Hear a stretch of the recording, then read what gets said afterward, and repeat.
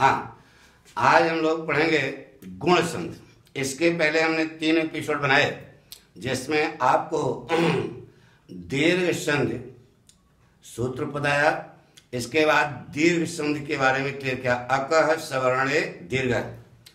अब उसी के नीचे दूसरा आपका पढ़ने जा रहे हैं क्या, गुण संधि। अब क्या होता है बेटा, बहुत से लोग आपको बताएंगे कि मुट्ठी में है हमारा संधि। ऐसा कुछ नहीं बेटा, 1 से 5 मिनट में हम पूरी संधि पढ़ा देंगे, ऐसा कुछ नहीं। इसमें सब टाइम लगता है, ये ज्ञान है। अब एकाएक कहोगी कि माठा है घोर के पिला तो सब समझ में आ जाएगा, ये सब फालतू की बातें हैं। जो आपको बेसिक ज्ञान दिया जा रहा है उसको आप समझें। अगर वो समझ गए तो आपके सामने कभी संधि के बारे में कोई प्रॉब्लम नहीं होगी। एक एक पॉइंट आपका बिल्कुल क्लियर होगा। ठीक है, समझ गए ना? तो इसको समझो। जब ये समझने में देर नहीं लगेगी, 1 सेकंड है, ट्रिक है केवल, यानी कि वो ट्रिक ही तो मेन फैक्टर है। वह अगर आपको समझ आ गया तो सब कुछ आ जाता है। ठीक है, तो ये तो माहेश्वर सूत्र है, आपके सामने लिखा है। आज हम पढ़ेंगे गुण संधि के बारे में। तो पहले तो ये जानो कि गुण क्या है। यह आपके सामने हमने लिख दिया, गुण क्या है। ए ओ अर अल को क्या कहते हैं, गुण कहते हैं। क्या कहते हैं, ए ओ अर अल को क्या कहा जाता है, गुण कहा जाता है। समझे ना? अब क्या है गुण संधि का सूत्र है बेटा, आद गुण। यह क्या लिखा है यही समझा दे, बस काम खत्म। आद गुण। आद क्या है? अरे यार, संधि अभी बताया था, आ धन आ बराबर बड़का आ, बड़ा आ दीर्घ आ धन आ बराबर दीर्घ आ। तो ये आज को अलग अलग कर लो ना बेटा। आ और आ, और आ, देखो बेटा, अ और आ, इसको आद कहते हैं। आद, अ में आ शामिल है, तो अ और अ मिलकर के बड़ा आ हुआ, और ट पंचमी व्यक्ति अ और आद से परे। अगर यहां पर ये यहां पर अक आता है, कैसे बढ़ने देगा, तो अक तो लिखना नहीं है, अ लिख नहीं सकते हो, तो बचेगा क्या, आ के आगे आ है तो बड़ा आ गया, वो तो पीछे पड़ चुके। तो बचा क्या, ई से लेकर के क तक इक आता है। अ और आ के बाद यहां पर अक आता है, तो अक में अ भी शामिल है। अगर आपने अ लिख दिया तो दीर्घ हो गया, तो अ छोड़ करके बचा क्या, ई उ री री। अगर ई आवे, उ आवे, री आवे, री आवे और री आवे, क्या आवे, री आवे। देख रहे हो ना? धन धन कर लो, धन धन धन धन। अब ई की जाति और कौन है, ई की कौन जाति है बेटा, ई। उ की कौन जाति है, उ। री की कौन जाति है, बोलो, ये देख रहे हो ना? और री की और होती नहीं है, तो तो कल पढ़ा दिया था, अ और आ के बाद ई उ री री री आवे। तो ऐसी स्थिति में क्रमानुसार ही हो जाएगा। क्रमानुसार क्या होगा, इसकी संधि होने पर अ और ई अथवा ई मिलकर के क्या बन जाएगा, ए, गुण बन जाएगा। उ और ओ मिलकर के क्या बन जाएगा, ओ। आ री मिलकर के क्या बन जाएगा, री ना बेटा, क्या बन जाएगा, आर। अथवा आ बनकर के री लिखेगा तो क्या बन जाएगा, आल। बस ये समझ लो। अरे यार फिर समझो, पढ़ रहे हो गुण संधि, तो पहले ये जानो कि गुण क्या है। तो गुण यही 4 है बेटा, अ ओ अर अल। तो अब ये इसका सूत्र है, आद गुण। अ और आ आत्म शामिल है, अ और आ से परे, अ और आ से परे, ई उ री री, यार री आता है तो इन से संधि होने पर क्या हो जाएगा? ए ओ अर अल हो जाता है, नहीं सुना? जैसे कहा बेटा तुम्हारे इम्तिहान में आएगा उप धन इंद्र, क्या है बेटा? उप धन इंद्र। तो इसका विग्रह करो, तो इसको बराबर किससे लिख सकते हो? उप प में हलंत, इसका जब हलंत लगा दिया तो आधा हो गया, तो यहां पर बचा अ, और आगे क्या लिखा है? धन ई धन द्र, यही बचा। उप प अ और ई मिलकर के, अ और ई मिलकर के क्या बन गया? ए की मात्रा बन गई, तो प के ऊपर लग जाएगी, बराबर क्या हो जाएगा? उपेंद्र। क्या बन गया? उपधन इंद्र से क्या बन गया? उपेंद्र। अरे भाई उप आधा प हो गया, इसका अ और इसका ई मिलकर के ए की मात्रा बन गई, तो वह ए की मात्रा कहाँ रखोगे? प के ऊपर, प के ऊपर, तो उपेंद्र बन गया। नहीं समझे? जैसे कहा बेटा नर धन इंद्र बराबर न र में क्या लगा दो? हलंत, तो आधा र हो गया, तो इसका अ निकल गया, तो क्या हो गया? अ। अब फिर धन ई धन द्र, ठीक है? तो अ और ई मिलकर के क्या हो गया? गुण हो गया। अ और ई मिलकर के गुण बनेगा, क्या बनेगा? ए बनेगा। देखो प्रमाण सारे से बनेगा ना, तो ए बनेगा, तो क्या बनेगा? नरेंद्र। नहीं समझा? उपधन इंद्र बराबर क्या बना? उपेंद्र। नर धन इंद्र बराबर क्या बन गया? नरेंद्र। जैसे कहा बेटा सूर धन ईश,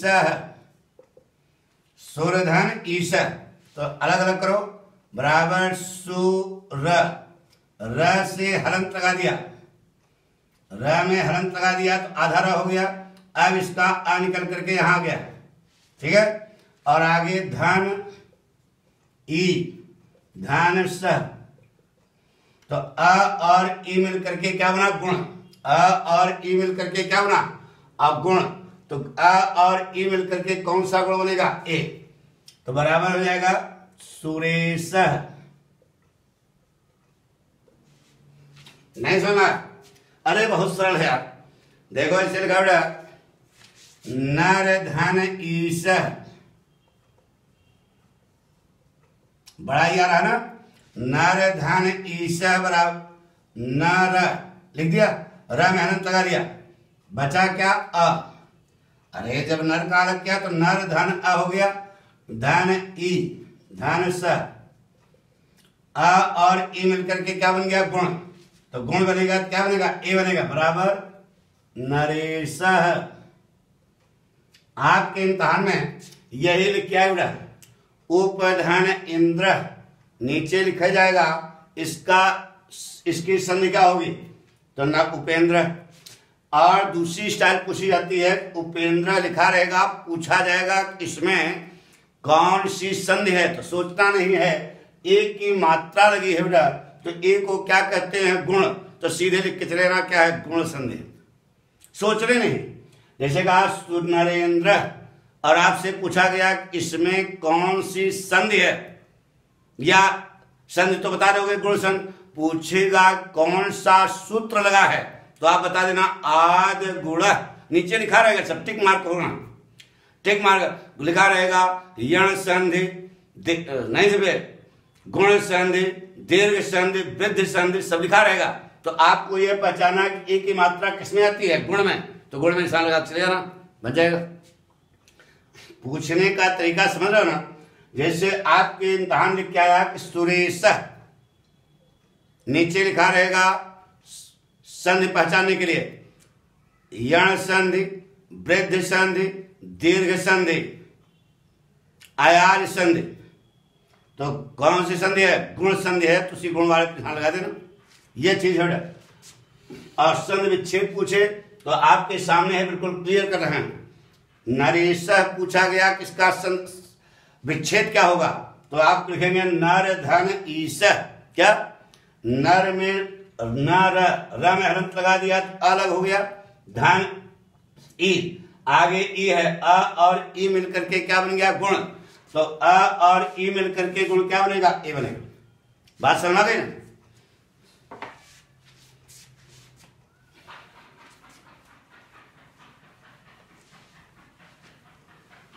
जैसे कहा बेटा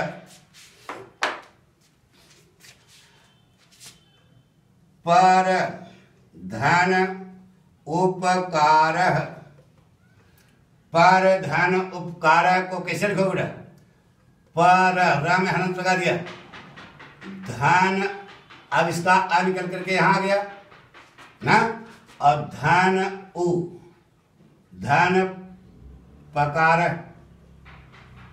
ना बेटा, तो पर धन अधन उ धन पकार, तो उ अ और उ मिल करके क्या बनेगा बेटा, अ और उ मिल करके क्या बन गया, ओ।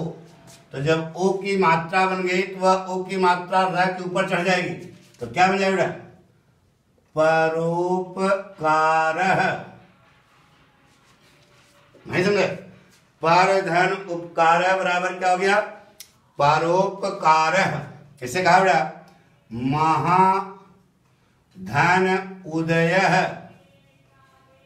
महाधन उदय बराबर क्या हो, मह धन आ धन उ धन दय, तो आ और उ यानी कि आ के बाद अगर इक आता है, इस लेकर के क तक कोई भी वर्ण ह्रस्व हो या दीर्घ हो, इससे आपको सोचना नहीं है, तो उसकी जगह क्या हो जाता है, गुण हो जाता है।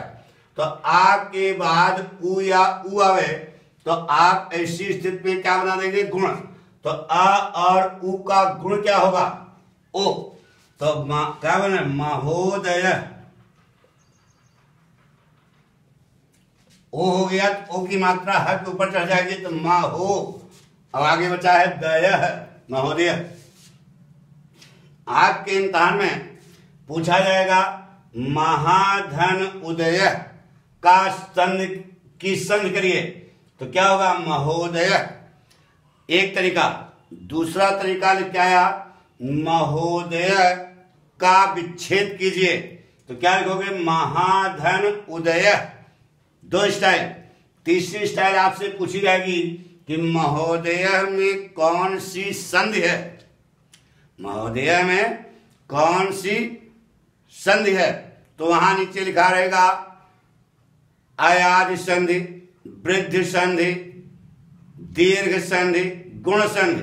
तो अब आपको जब ये मालूम होगा ओ की मात्रा क्या होती है, गुण होती है, तो सीधे गुण संधि करके चले जाना, काम खत्म। नहीं सुनो, पक्का मिटा दें, नोट कर लिया, गुड।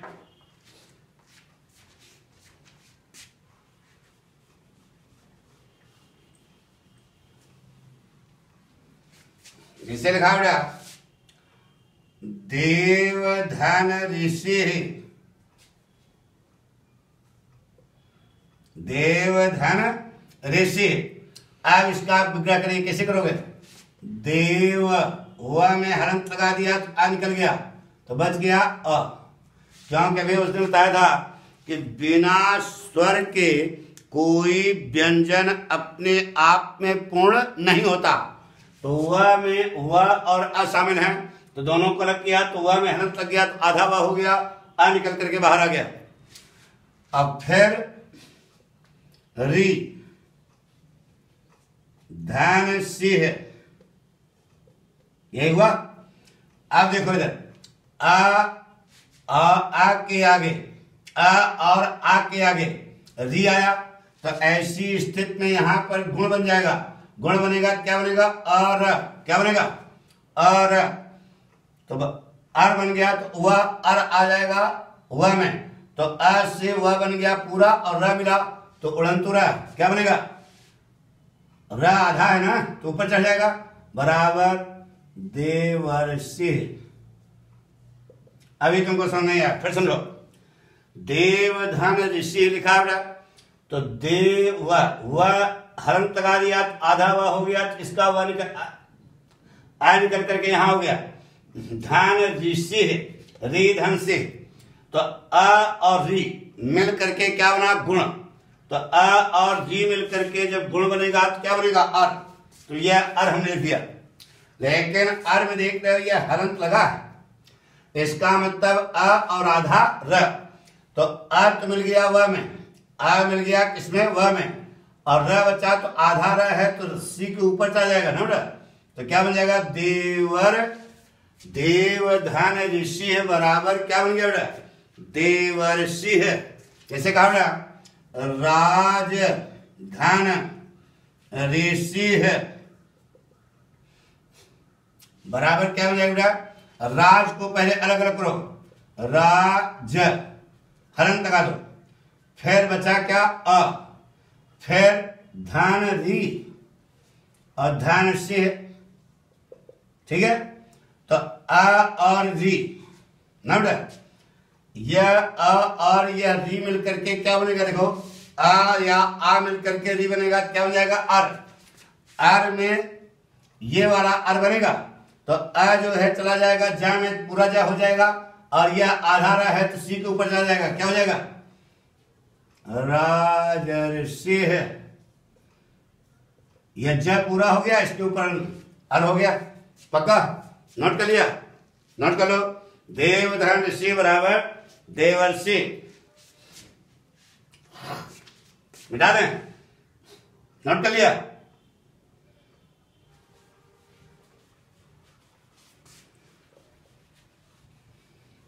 तो गुण क्या है समझना गया ना, ए ओ अर और अर, जैसे कहा बेटा